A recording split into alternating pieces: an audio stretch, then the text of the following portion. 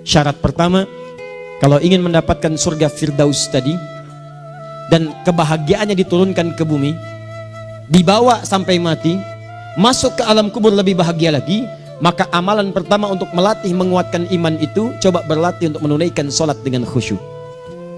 Kalau Anda kerjakan benar sholat ini, maka apa yang Anda dapatkan? Teman-teman ingat betul, saya mau tanya sebentar.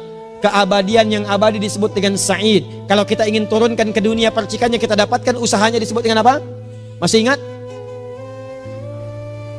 Aflah itu kalau didapatkan, kata dasarnya apa tadi? Falahun. Lihat baik-baik. Kata Allah dalam Al-Quran tadi, kalau ingin mendapatkan falahun, amalan pertama sholat. Makanya ketika dipanggil sholat, kalimat falah dilekatkan pada panggilan sholat. 5 kali diingatkan. Begitu muadzin kemudian azan memanggil Anda, hayya 'alas shalah. Anda bertanya, ya Allah kenapa kami mesti sholat? Dijawab, hayya 'alal falah. Yuk, pagi ayo. Yang sejati datang sini. Belum dapat sujud, belum dapat ruku, saya berikan. Makanya ketika orang sholatnya benar, dia akan mendapatkan 5 keutamaan. Saat di dunia nih, belum ke akhirat, 5 keutamaan yang tidak diberikan pada orang yang tidak sholat. Atau orang sholat tapi sholatnya nggak khusyuk. Sebab syarat mendapatkannya khusyuk. Alladzina hum fi sholatihim khasyi'un.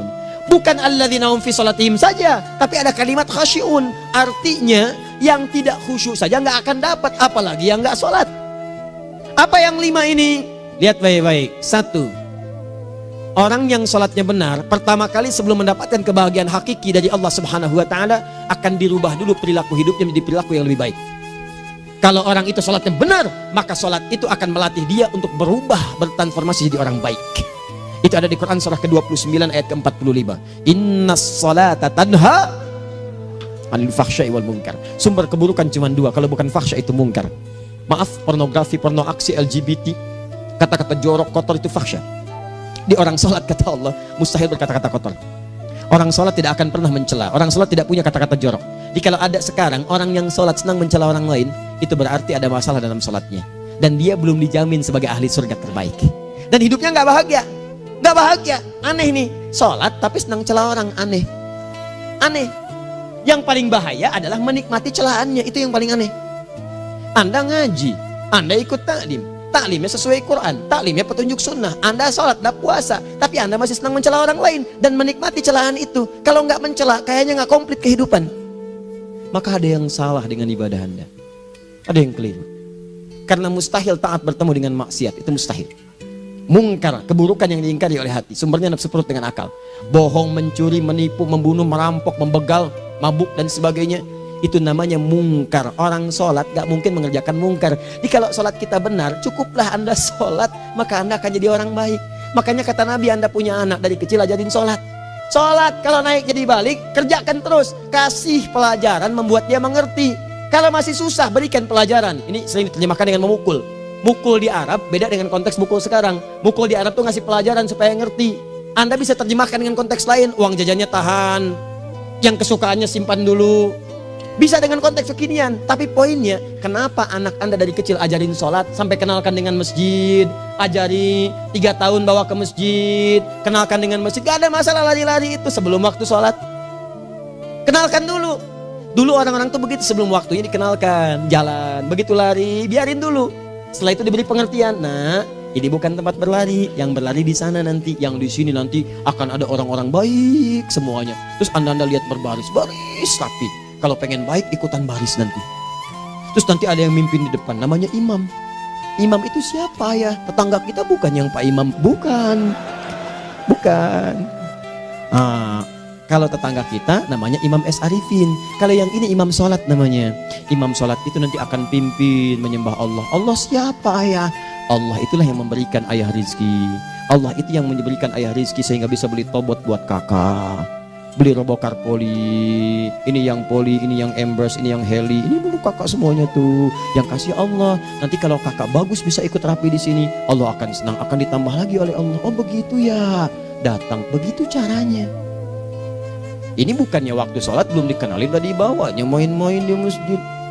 Bahkan ada yang agak repot lagi, di rumahnya susah diatur, dibilang kamu ini susah diatur, main sana ke masjid. Disuruh main, ya main di masjid. Yang salah bukan anaknya, orang tuanya. Apa rahasianya anak itu disuruh ke masjid, suruh sholat? Rahasianya, begitu anak itu sholat dengan baik, maka dia akan tumbuh jadi anak baik di kemudian hari. Itu maksudnya. Nah, sekarang saya agak bingung ini. Pendidikan TK sekarang salah sih? Enggak, cuma saya agak bingung mikirnya. Ini anak belum diajarin sholat, udah diajarin manasik. Itu bagaimana cara berpikirnya Ferguson? Agak repot saya mikirnya tuh.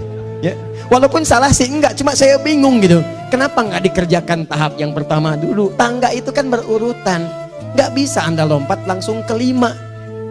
Kan 1, 2 belum terlewati. Jelas ya? Nah, ini gambarannya. Sholat nih. 1 pasti baik. Ini kalau sekarang sholat, lisan belum baik, mata belum baik, sampai ke kaki, berarti ada yang salah sholatnya tuh. Ada yang nggak tepat. Tangan sembarangan, snack orang ngambil. Awas. Tuh sendal orang, mau wudhu nggak ada sendal, pakai sendal orang. Udah bilang belum? Kehujanan pakai payung orang. Udah bilang belum? Ya kan gampang Ustaz. Ini kan juga mungkin diikhlaskan karena Allah. Ya ikhlas, cuman pakainya belum minjam. Bagaimana kalau sedang pegang payung itu keluar, Anda meninggal? Coba mikirin ke situ. Coba ke kantor. Kalau didorong proyek yang nggak jelas, minta tanda tangan, pikirin dulu bagaimana kalau meninggal. Kemarin saya sama teman-teman artis saya katakan begini. Anda ya, kalau Anda mengaji dengan saya, jangan pernah menerima peran maksiat. Walaupun itu sekedar adegan, tapi itu maksiat. Kalau bayangkan ketika Anda memerankan itu, Anda diwafatkan oleh Allah Subhanahu Wa Taala. Maka demi Allah saya katakan tidak ada faedahnya Anda ngaji sekarang, ngaji besok. Ketika Anda menerima peran itu, Anda wafat dalam keadaan bermaksiat di hadapan Allah Subhanahu Wa Taala. Maka saya pun katakan pada Anda, ayo belajar yang betul. Pahami, bangun sholat, belajar, dalami seperti orang tua kita dulu. Tinggalkan nyontek, budaya yang gak jelas. Rasakan ketika nyontek Anda wafat. Apa yang Anda dapatkan? Di Libya itu, kalau nyontek, di Libya ya, saya pernah sekolah di Libya nih. Itu kalau nyontek, dibiarin aja dulu. Dan rekornya 100% ketahuan. Begitu sudah selesai, cuma jeda 2 jam, langsung ada panggilan. Si Fulan silahkan datang ke kantor. Apa yang disediakan di kantor sudah siap. Anda diberi waktu 2 jam dari sekarang, siapkan beres-beres koper Anda. Di sini sudah tertulis Anda akan pulang. Tiketnya sudah lengkap, dikawal 2 orang. Dituliskan di situ anak ini nyontek gak boleh kembali ke sini. Libya. Gak ada, zero tolerance bagi yang seperti itu. Keluar. Kami gak terima di sini. Harusnya begitu. Gak ada faedahnya. Yang kita butuhkan amalan dari ilmu, bukan nilai-nilai itu sementara. Gak ada. Sudah. Nah ini akhirnya begini kualitasnya nih. Tertulis di ijazahnya bagus, cum laude, IPK-nya 4, tapi nggak ada aplikasinya.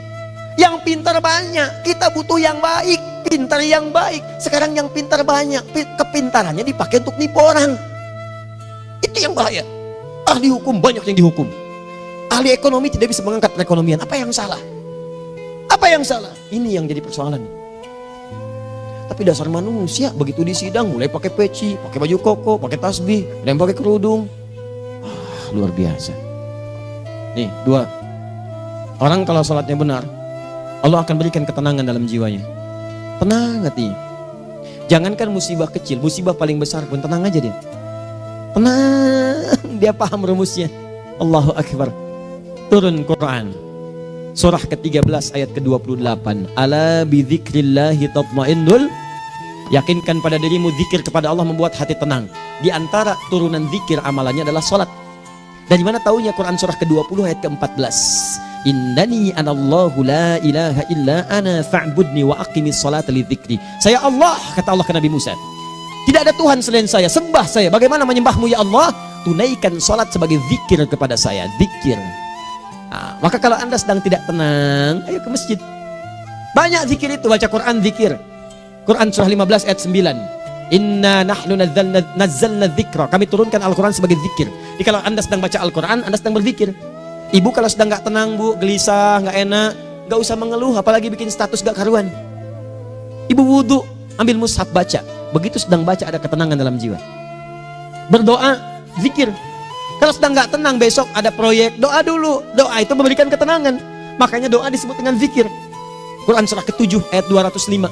Wadhkur rabbaka fi nafsika tadarruan wa khifatan wa dunal jahri minal qaul. Ayo berzikir, minta kepada Allah dengan segenap jiwamu, mohon dengan penuh ketawaduan. Nanti ketenangan diberikan.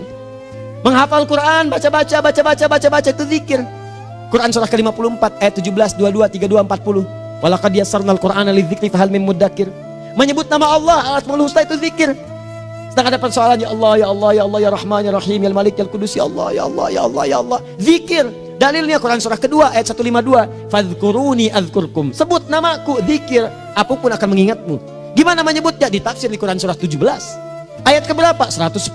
Qulid Allah awid Rahman ayyamma tad'u falahul asmaul husna. Sebut nama Allah. Itu menenteramkan pada jiwa. Sedangkan sholat gabungan dari semua zikir tadi. Bukankah dalam sholat Anda baca Al-Quran? Bukankah dalam sholat Anda menghafal Al-Quran? Bukankah dalam sholat Anda berdoa? Bukankah dalam sholat Anda istighfar? Anda mohon digabungkan semua itu. Amalan sholat menggabungkan semua jenis zikir. Masa Anda nggak tenang juga? Makanya sholat, jangankan sholat ya, tempat sholat itu yang menenangkan. Tempat sholat, tempat paling tenang di muka bumi.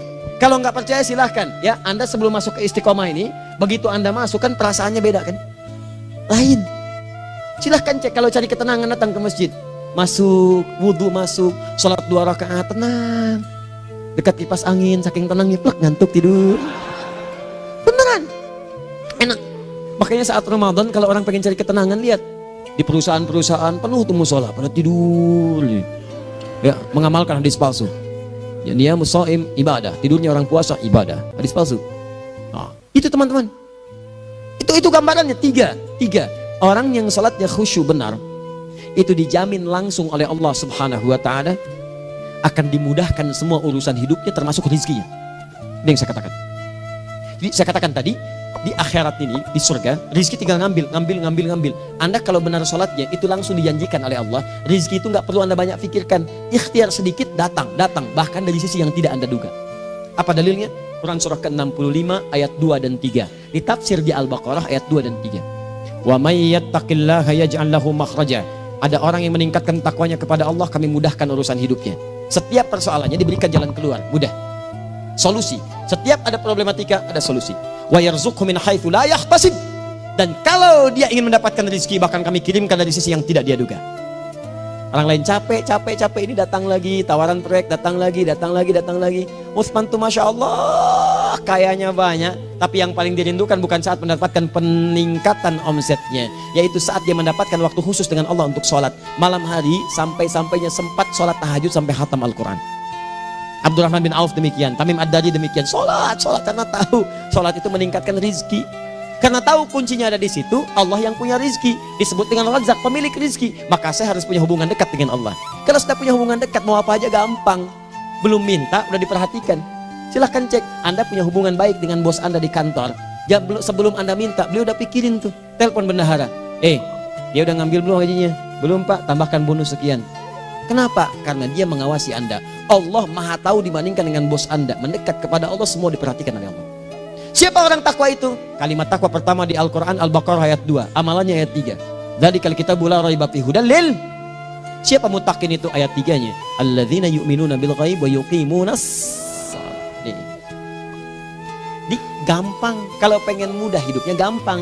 Biaya nggak mahal, tenaga nggak banyak, tingkatkan takwa. Jadi kalau hidup Anda masih susah, di kantor champion, di rumah tangga bermasalah terus, atau sebaliknya, maka boleh jadi kalau gelar Anda tinggi, harta Anda banyak, tapi selalu punya masalah. Bukan Anda kurang hebat, bukan Anda kurang kedudukan, bukan Anda kurang kaya, Anda kurang takwa. Dan yang paling dahsyat, mungkin sholat Anda belum berkualitas. 4. Orang yang sholatnya benar, khusyuk dia. Bahkan saat sholat itu kalau dia minta, maka seketika doanya akan dikabulkan. Tanpa diskusi, langsung seketika. Contoh, Quran surah ketiga ayat 38-39. Demi Allah saya katakan, Nabi Zakaria punya masalahnya pelik. Sudah berumah tangga, istrinya divonis monopos, maaf bahkan mandul. Gak mungkin punya keturunan. Maka apa yang beliau kerjakan? Secara singkat beliau sholat. Begitu sholat minta kepada Allah. Hunalika da'a Zakaria rabbah. Di mihrab itu beliau bermohon kepada Allah. Bermohonnya sambil sholat. Qala rabbi habli min ladunka dzurriyyatan thayyibah innaka sami'ud du'a. Ya Allah, mereka katakan saya nggak mungkin punya keturunan. Sekarang saya ingin katakan, ya Allah, saya hanya minta darimu saja, saya nggak akan dengarkan mereka. Ya Allah, mohon Engkau maha mendengar, ya Allah. Maha mendengar doa saya. Kalau kepada yang maha mendengar aja nggak mengabulkan, kepada siapa lagi saya mesti minta? Apa yang terjadi? Fanadatul malaikatu wa huwa qa'imun yusalli fil mihrab. Turun malaikat mengabarkan, sedangkan beliau masih sholat, belum selesai dalam sholatnya. Sholat khusyuk itu belum selesai sholat aja dikabulkan, doa sudah turun. Sholatnya belum selesai, doa sudah dikabulkan. Annallaha yubashshiruka bi Yahya. Allah kasih kabar gembira. Doa kamu didengar, dikabulkan. Kamu akan punya anak. Namanya langsung dari Allah Yahya. Artinya hidup yang mustahil menurut manusia. Lahir seorang dari rahim perempuan yang menepus dan mandul, bayi yang hidup. Kata Allah, nggak ada yang mustahil bagiku. Jadi dan jadi dia. Berita baiknya, Nabi Zakaria sholat dikabulkan. Umat Nabi Muhammad sebelum sholat sudah ditunggu oleh Allah. Mau minta apa? Aku kabulkan sekarang. Hadisnya qudsi. Saya bacakan. Hadatsana qala Rasulullah sallallahu alaihi wasallam qala Allah azza wa jalla qasamtu shalah baini wa baina abdi. Kata Allah, saya bagi dua ya salat antara aku dengan hambaku. Wali abdi ma sa'ala. Kalau hambaku benar salatnya, aku berikan apapun yang dia minta sekarang. Idza qala al-abdu alhamdulillahi rabbil alamin. Bagian pertama. Kalau hamba benar membaca Al-Fatihahnya dari alhamdulillahi rabbil alamin, kalau Allah azza wa jalla dijawab oleh Allah, hamadani abdi, hambaku sedang memujiku. Wa idza qala ar-rahmanir rahim, jika hambaku berkata ar-rahmanir rahim, kalau Allah azza wa jalla asna alayya abdi, hambaku sedang menyanjungku. Wa idza qala maliki yaumiddin, kalau Allah azza wa jalla majjadani abdi, kalau hambaku mengatakan maliki yaumiddin, kata Allah hambaku sedang mengagungkanku. Perhatikan sekarang. Wa idza qala al-abdu iyyaka na'budu wa iyyaka nasta'in, jika hambaku berkata sekarang, ya Allah, kami sekarang ibadah, sholat menyembahmu, dan kami sekarang sedang punya masalah, kami hanya minta tolong kepadamu ya Rabb. Apa jawabannya? Beda dengan sebelumnya. Kata Allah, hadza baini wa baina abdi. Inilah perjanjian antara aku dengan hambaku. Wali abdi, kalau hambaku benar khusyuk sholatnya sampai detik ini, baru sampai Al-Fatihah itu pun belum tuntas. Baru sampai Al-Fatihah itu pun belum tuntas. Kalau benar bacaannya, betul sholatnya dari takbir sampai dengan selesainya, sampai ayat itu, iyyaka na'budu wa iyyaka nasta'in, kata Allah, masalah apapun yang dia minta sekarang, aku akan kabulkan. Besok saya kasih rahasia. Yang di KBP ada awal pembuka di awal sebelum Al-Fatihah, yang kalau Anda benar bacanya, itu pengantar kepada pengabulan doa di Al-Fatihah. Apa itu? Besok. 5. Yang kelima ini yang paling diharapkan, dan ini penutup dalam kajian kita malam ini. Teman-teman sekalian, perhatikan baik-baik. Jika Anda benar mengerjakannya, maka Allah akan jamin langsung Anda akan mendapatkan kesuksesan dan kebahagiaan di semua aktivitas Anda. Kalau jadi suami, suami yang sukses, rumah tangga yang bahagia. Kalau jadi pegawai, pegawai yang sukses, dan di kantor bahagia. Masih ingat? Kesuksesan yang menghadirkan kebahagiaan, konteksnya dunia disebut dengan falah, dipegang disebut dengan aflah. Dikembalikan lagi ke atas, ke surah ke-23 ayat 1 dan 2. Qad aflahal mu'minun. Apa amalannya? Alladzina hum fi salatihim khashi'un. Persoalannya, kalau Anda sholat belum mendapatkan satu di antara 5 ini, apa masalahnya? Pertama masalahnya, kata Al-Quran, boleh jadi yang sholat itu belum khusyuk. Apa itu khusyuk? 2 maknanya, dan saya tutup di sini. Apa yang 2 itu? 1, kebanyakan orang sholat masih membawa dunia dalam sholatnya. Makanya kalau pengen khusyuk, kata Allah, maka Anda rasakan akan bertemu Allah. Rumusnya Quran surah kedua ayat 45 sampai 46. Rasakan secara singkat, mungkin itu sholat terakhir yang Anda akan kerjakan dalam kehidupan. Mungkin di sholat itu Anda wafat. Kata Allah, alladzina yadhunnuna annahum mulaqu rabbihim. Orang khusyuk itu sudah kelihatan dari sebelum sholat, dia sudah merasa persiapan menghadap Allah. Persiapan ke manusia aja, dia sudah siap-siap, mandi dulu, ganti pakaian, pakai parfum, macam-macam dan sebagainya, hanya memenuhi undangan manusia. Allah mengundang Anda 5 kali dalam sehari. Ya maaf, mengabulkan doa Anda, mencukupkan kebutuhan, menyembuhkan kalau sakit, disiapkan Anda. Harusnya apa? Penampilan sempurna. Kata Quran, orang khusyuk itu kelihatan sebelum sholat, pakaiannya kelihatan. Quran surah 7 ayat 31, ya bani Adam khudzu zinatakum inda kulli masjid. Hai anak cucu Adam, kalau tiba panggilan dari masjid, kenakan pakaian terbaikmu. Di anak cucu Adam tuh kelihatan. Kalau orang khusyuk, begitu azan kelihatan pakaiannya lain. Pakaiannya indah. Khudzu zinatakum, kenakan pakaian terbaikmu. Dipakai, bertemu Allah. Bertemu manusia aja pakaian bagus-bagus. Ini aneh ya, ada orang salah ibadah aja. Orang salah ibadah pakaiannya bagus-bagus. Lihat nih hari-hari tertentu, besok tuh orang mau ke tempat masing-masing tuh. Ada yang pakai jas, pakai dasi, pakai batik, pakai kebaya, anaknya dibawa, dikuncir 2, bawa manisan macam-macam. Mau salah ibadah aja, tampilan bagus. Masa antum yang benar ibadahnya nggak bagus? Bedakan pakaian futsal, pakaian sholat ganti dengan yang sholat. Ini gimana pakaian sholat pakai pakaian futsal? Depannya gambar Messi, belakang Ronaldo. Repot. Malaikatnya juga bilang, kamu salah baju, harusnya Luka Modric.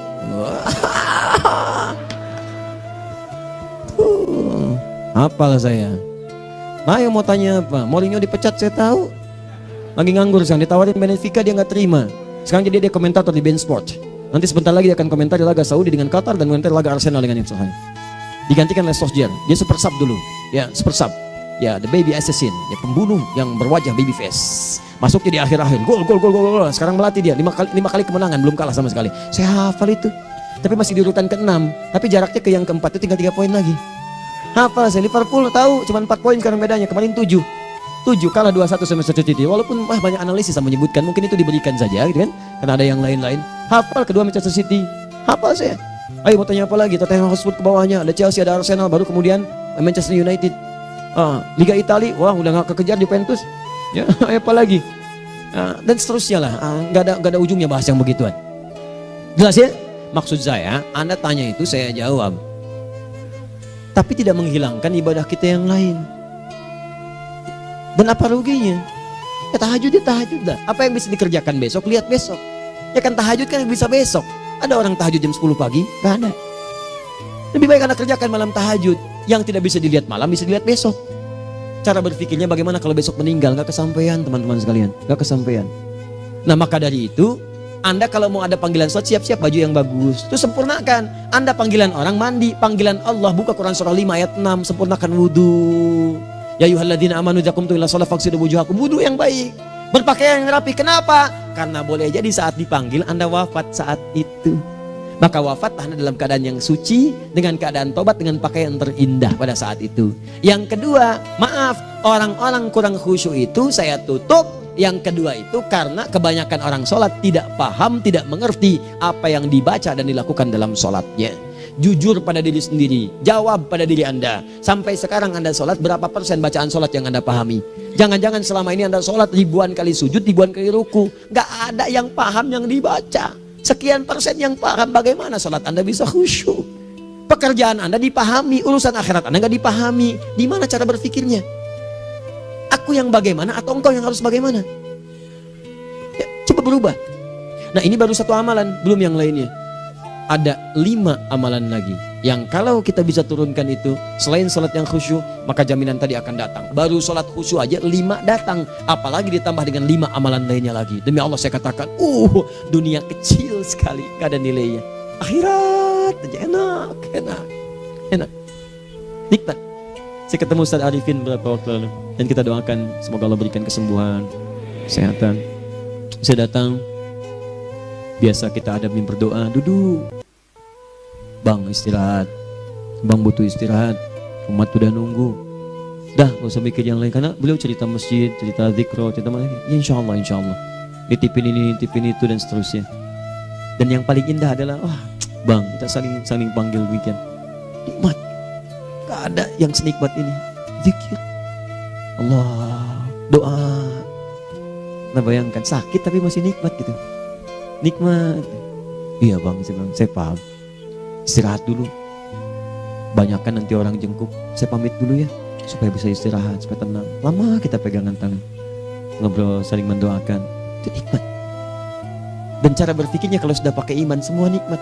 Ada uang nikmat, gak ada uang nikmat, sakit nikmat. Karena cara berpikirnya lain.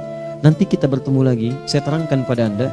Dan saya contohkan satu kisah. Bahkan ketika ada orang yang diuji Allah dengan ujian yang sangat luar biasa, yang menurut sementara orang itu ujian sangat luar biasa menggetarkan jiwanya dan susah untuk bertahan, tapi orang ini nikmat saja menjalaninya. Nikmat. Ada yang di rumah tangga, ada yang di macam-macam. Contohnya banyak. Satu contoh saya berikan di malam ini. Sekali suami istri, wah luar biasa. Istrinya itu cerewetnya Pak, bukan cuma cerewet, ngeselin bagi suaminya. Maaf Bu ya, bukan ibu maksudnya. Jadi semua yang dikerjakan suami salah. Pengen mangga, ayah kalau kita sekarang dibeli mangga. Kenapa mangga yang ini? Saya pengennya mangga yang lain. Belikan mangga. Kenapa beli mangga aja? Jeruknya mana? Jeruk. Semua. Pokoknya semua yang kerjakan suami salah. Tapi suami tidak pernah mengeluh. Ini kerjakan, itu kerjakan. Satu kali, perhatikan cara memandangnya. Ketika iman sudah masuk ke dalam jiwa. Kata temannya, akhi, istri kamu ini begini, nyusahin kamu. Kenapa kamu gak cari yang lain? Kan gampang ada syariat. Udah pisahin aja cari yang lain. Kamu tenang ibadah. Apa jawabannya? Allah sudah turunkan surga ke saya lewat dia. Kenapa kamu meminta saya untuk menjauhinya dan meninggalkan surga saya? Ini cara melihat dia. Bukankah ketika ada berbagai keluhan saya sabar? Bukankah sabar mendekatkan saya ke surga? Allah kirimkan tipikal istri seperti ini supaya mendekatkan saya ke surga. Dengan itu kan saya banyak pahala. Saya sabar, pahala banyak. Sudah Allah berikan pahala kepada saya. Kamu malah nyuruh saya untuk berpisah dengan pahala itu. Perhatikan cara berpikirnya. Indah. Kalau rumah tangga seperti ini semuanya enak. Suaminya biasa-biasa, istrinya cantik, luar biasa. Begitu berdandan kelihatan kata suaminya, Masya Allah, wajahnya tak berpaling, mata tak berkedip. Kata istrinya, ya zauji madzabik, sayang kamu kenapa? Wallahi syakiran lillah bihadari, demi Allah aku bersyukur mendapatkan istri secantik kamu. Kata istrinya, nahnu fil jannah zauji, kita berdua di surga. Kata suaminya, kok bisa begitu jawabanmu? Iya, kamu bersyukur dengan keadaanku, aku bersabar dengan keadaanmu. Catat. Bukankah orang syukur dan sabar di surga? Tuh lihat, canda-canda orang-orang soleh itu begitu.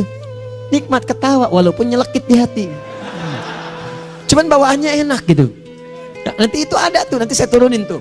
Yang di rumah tangga, yang ini, yang itu nanti. Kapan? Pertemuan berikutnya. Ya, jadi kita cukupkan dulu di malam ini apa yang kita pelajari supaya nanti nggak terlampau banyak kita dapat materi. Cuma sayang sedikit mengamalkan. Saya sudah tuangkan di sini. Banyak saya tuliskan termasuk di keluarga, di macam-macam. Ini saya tulis tapi silahkan Anda baca. Kalau ada manfaat silahkan dapatkan. Kalau ada yang kurang silahkan sampaikan untuk dikoreksi. Semoga Allah muliakan kita semua insya Allah. Sekali lagi, perbaiki hidup. Jangan banyak mainnya. Dan sudah, jangan banyak membuang dengan yang sia-sia apapun yang dihadapi. Sekali lagi, tolong jaga kondusivitas, bantu negara kita, ketertiban, keamanan. Kalau saya menyampaikan sesuatu ada singgungan dengan yang kekinian, itu maksudnya koreksi masukan-masukan supaya diperbaiki. Tapi tetap dalam urusan pemilihan kita punya pilihan masing-masing yang tidak boleh dipaksakan. Jelas ya? Baik, jadi ya saya sampaikan sekali lagi. Pertama, pilih mana? Anda dipaksa harus ikut, atau yang kedua kita bebas memilih sesuai. Dah. Sudah ya. Jadi kita akhiri, subhanakallahumma bihamdika asyhadu an la ilaha illa anta astaghfiruka wa atubu ilaik. Wa akhiru da'wan alhamdulillahirabbil alamin. Berjumpa besok sesi terakhir fikih ikhtilaf di Masjid Ar-Rahman Kota Baru Parahyangan. Assalamualaikum warahmatullahi wabarakatuh.